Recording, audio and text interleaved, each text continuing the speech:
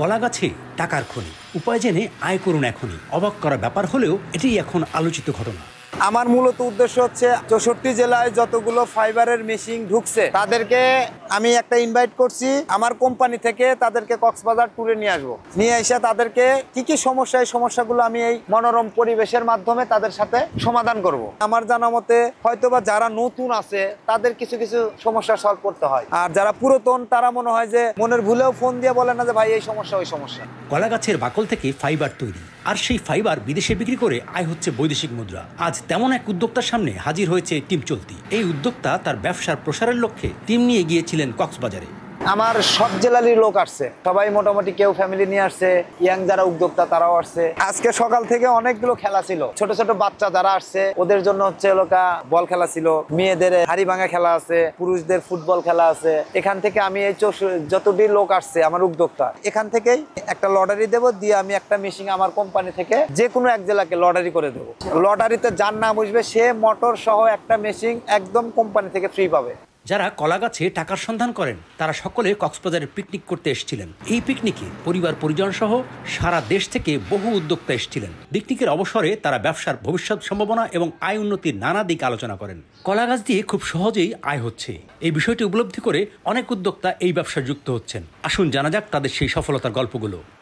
আমি একটা ভিডিওর মাধ্যমে দেখছিলাম যে হাফিজুল ভাইয়ের কলা গাছে ফাইবার দিয়ে সুতা তৈরি করে আর কি। তারপরে হাফিজুল ভাইয়ের কাছে ফোন দিছি, ফোন দিয়ে বিস্তারিত জানলাম। আগে আমি আপনার দর্জি কাজ করতাম, আমি সামনে যা দেখতেছি ভালো হইব, আমি আরো মেশিন বাড়ানোর চিন্তা ভাবনা। আমি হাফিজুল ভাইয়ের কাছ থেকে মেশিন নিছি, কাজ হলে ইনশাল্লাহ খুব ভালো কাজ ফিনিশিং পাইছি। মূলত কথা মালটা আমরা যোগান দিতে পারতেছি না, ভাই যে মালের আইডিয়া, এই আইডিয়া আমরা মাল বের করতে পারতেছি না, এতে অতিরিক্ত লোক লাগে। তারপরেও আল্লাহ দিলি ভালো মাল ঠিক আছে, সবকিছু ওকে আছে। ওনার সাথে যোগাযোগ করার পর ওনার কারখানায় আমরা আসি, ওনার সাথে কথাবার্তা বলে ওনার কাছ থেকে একটা মেশিন নেই, কাজ শুরু করি যে ফাইবার বাইট করা কলা গাছ থেকে, কচুরিপানা থেকে, আনারস গাছ থেকে। ওনাকে যে দেবো আমরা ফাইবারটা, এটা আনলিমিটেড, আমরা যত পরিমাণ দেবো উনি তত পরিমাণে নিবে। ওনার চাহিদা একটা লিমিট আছে, এই লিমিটটা নাই। আমরা পরিশ্রম বেশি করি, বেশি করে ফাইবার দেই, এখানে উনি খুশি হয়ে আমাকে পুরস্কার দিয়েছেন। এক্সট্রা টেকনিক তো আছে ভাই, মেশিন চালাই যে টেকনিশিয়ান আমি, মেশিনে আমার টেকনিক আছে, এক্সট্রা টেকনিক আছে। আমি বেশি করে ফাইবার প্রোডাকশন দিতে পারি, আমি সর্বোচ্চ সবার থেকে বেশি করে প্রোডাকশন দিছি, বেশি করে মাল দিছি। যতই দেয় ওনার চাহিদা পূরণ হইতো না।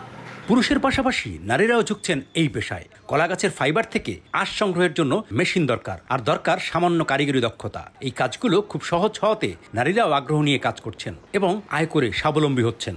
আপনি যে আমাদের কোম্পানি থেকে কক্সবাজার আসছেন, আপনি জাস্ট মহিলা উদ্যোক্তা হিসেবে, অনেক মহিলা উদ্যোক্তা আছে, তার ভিতরে আপনি আমাদের সাথে সর্বক্ষণ যোগাযোগ বা ফাইবার যখন আমি চাইছি আপনি তখন আমাকে দিচ্ছেন। সেই ক্ষেত্রে আমাদের কোম্পানি থেকে আপনাকে এই উপহারটা দেওয়া হলো।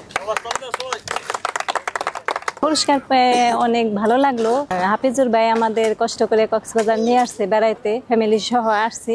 আবার সেই সাথে একটা পুরস্কারও পাইলাম। পুরস্কারটা পাইছি উদ্যোক্তা হওয়ার কারণে। আমি করতেছি 2 মাস যাবত, জানতে পারছি অনলাইনের মাধ্যমে। তারপরে মনে হয়েছে যে হ্যাঁ করতে পারবো ইনশাল্লাহ, আশা রাখি। প্রথমে তো ভয় পারবো না, কিন্তু এখন দেখা যায় যে না ইনশাল্লাহ পারবো। উনি সাহায্য করছে, ফোন দিয়ে প্রথমে আমরা আসছি, আইসা যাই না গেছি, তারপরে আবার আইসা মেশিন নিয়ে গেছি। কোনো সমস্যা হইলে উনি পরামর্শ দেয়। ভাইয়ের সাথে কথা বলার পরে যেমন আর কি আমাদের সবকিছু ক্লিয়ার হয়েছে, এখন আমরা আর কি ভালোই বুঝি। ফাইবার আমার হাফিজুর ভাইয়ের সাথে আমাদের 5 বছরের কন্ট্যাক্ট হয়েছে, উনি 5 বছর যাবত নিবে আমাদের কাছে থেকে, আমরা বাইরে কোথাও বিক্রি করব না। আমি একমাত্র মহিলা উদ্যোক্তা এই জায়গায় আসছি, কক্সবাজার বেড়াতে নিয়ে আসছে।